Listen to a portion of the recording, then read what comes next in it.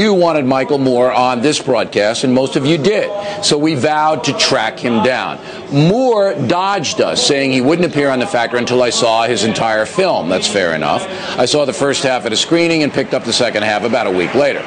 But Moore still didn't come on until yesterday when I cornered him on a Boston street. Moore said he'd do an interview with The Factor if we didn't edit it, and he could ask me some questions. I said, all right. So here is my chat with Michael Moore. We've not edited it, other than to go to commercial because we have to. So take a look. All right, here are the rules. Ready? I ask you a question, then you get to ask me one, and then back and forth. You all right with that? That's fair. We'll just stick to the issues. The issues. All right, okay. Good. Now, one of the issues is you, because you've been calling Bush a liar on weapons of mass destruction. The Senate Intelligence Committee, Lord Butler's investigation in Britain, and now the 9/11 Commission have all come out and said there was no lying on the part of President Bush. Plus, Vladimir Putin has said his intelligence told Bush there were weapons of mass destruction. You want to apologize to the president now or later? He didn't tell the truth. He said there were weapons of mass destruction. Yeah, but he didn't lie. He was misinformed. By all of those investigations come to the same conclusion. That's not a lie. So in other words, if I told you right now that nothing was going on down here on the stage... That would be a lie because we could see that wasn't the truth. I'd have to turn around to see it. And then I would realize, oh, Bill, I just told you something that wasn't true.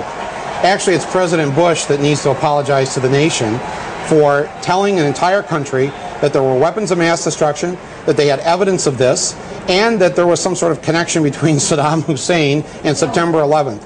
And okay. He used that he never said that, but back to the thing. If Michael Moore is president... I thought you said you saw my movie. movie. Which may happen if Hollywood... I show all that in the movie. Yeah, okay, fine. But that was your question. This is issues. That's your question. You've got 3 separate investigations plus the president of Russia all saying British intelligence, U.S. intelligence, Russian intelligence told the president there were weapons of mass destruction.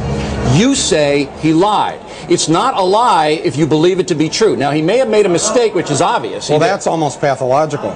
I mean, many criminals believe what they say is true. All right, so now they could pass a lie detector test. You're dancing around the question. No, I'm not. There's no dancing around. He didn't. He said lie. Something that wasn't true, based upon bad information given to him by legitimate sources. Bill, you know that they went to the CIA. Cheney went to the CIA. They wanted that information. They wouldn't listen to anybody. Did he go to Russian intelligence and Blair's intelligence too? His own people told him. I mean, he went to Richard Clark the day after September 11th and said, "What do you got on Iraq?" And Richard Clark's going, "Oh, well, this wasn't Iraq that did this, sir. This was Al Qaeda."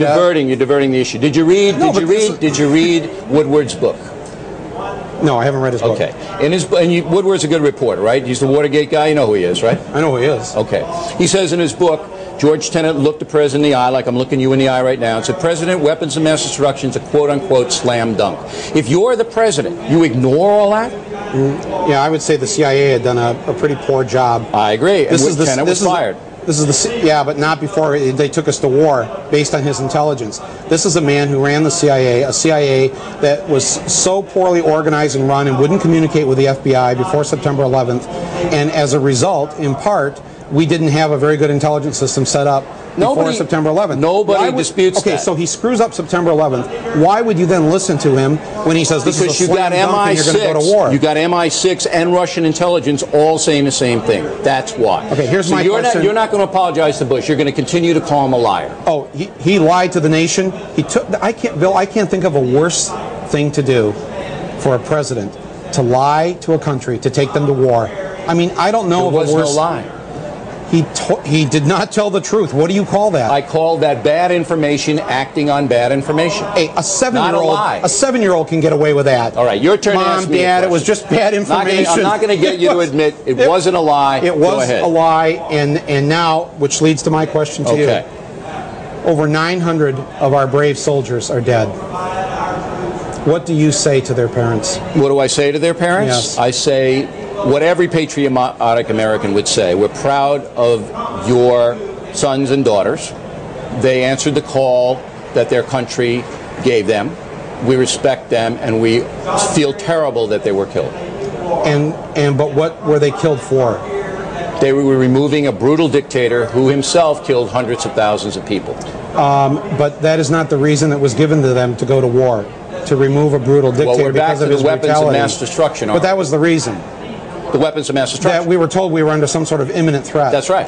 And there was no threat, was there? It was a mistake. It was just a mistake. And that's what you tell the parents of a deceased child? I think that's what those parents believe. We're sorry, it was a mistake. Yeah, that's what you have to tell them. Bad intelligence. We're all sorry. I don't think that's good enough. Well, I don't think it's good enough either for those parents. So we agree on that. That is the historical nature of what happened. Bill, if I made a mistake and I said something and did something as a result of my mistake, but it resulted in the death of your child, how would you feel toward me? It depends whether the mistake was intentional. No, not intentional. Or unintentional. It was a mistake. Then if it was an unintentional mistake, I cannot hold you morally responsible for that. Really, I'm driving down the road and I hit your child, and your child is dead. If it were unintentional and you weren't impaired or anything like that. So just that's all it is alcohol. Even though it was a mistake, how would you feel? Now toward we're wandering. Me? Now listen. No, but my point is. I saw what your point is, and I answered your question. But why? What did they die for? They died to remove a brutal dictator who had killed hundreds of thousands of people. Yeah, that's what they died for. That was not the reason they were given. Their weapons of mass destruction was a mistake. Well, there's 30 other brutal dictators in this world. All right, I got another question. Would you sacrifice, let me just finish on this, would you sacrifice your child to remove one of the other 30 brutal dictators on this planet? It depends what the circumstances were. You would sacrifice your own child for that? I would sacrifice myself, I'm not talking for any children, to remove the Taliban. Would you? Would you? That's my next question. No, I would be Would you sacrifice yourself to remove the Taliban? I would be willing to sacrifice my life to track down the people that killed 3,000 people on our soil. Yeah, that was Al-Qaeda who were given refuge by the Taliban. Yeah, but we didn't go after them, did we? We removed the Taliban and killed three-quarters of the Al-Qaeda. That's why the Taliban are still killing our soldiers there. Well, look, Moore, you can't kill everybody. Come on. You don't, look, really? You wouldn't have even invaded Afghanistan, would you? No, I would have gone after the man who killed 3,000 people. How? Go to where, as Richard Clark says, our special forces were prohibited for 2 months to go into the area where they believed Osama was. Why was that? Yeah, that's my question to the Bush administration. Because Pakistan didn't want its territorial sovereignty violated. No, this was in Afghanistan on the border. Why didn't we even go there? We were there in Tora Bora. He got a 2-month head start. Okay, we're going to wrap up the Moore interview in a moment. Oh, boy. And once again, we did not edit this interview. We just have to take a break because that's what we have to do by computer dictate. And we're going to be right back to wrap up the Moore interview, and I'll have some comments on it coming up.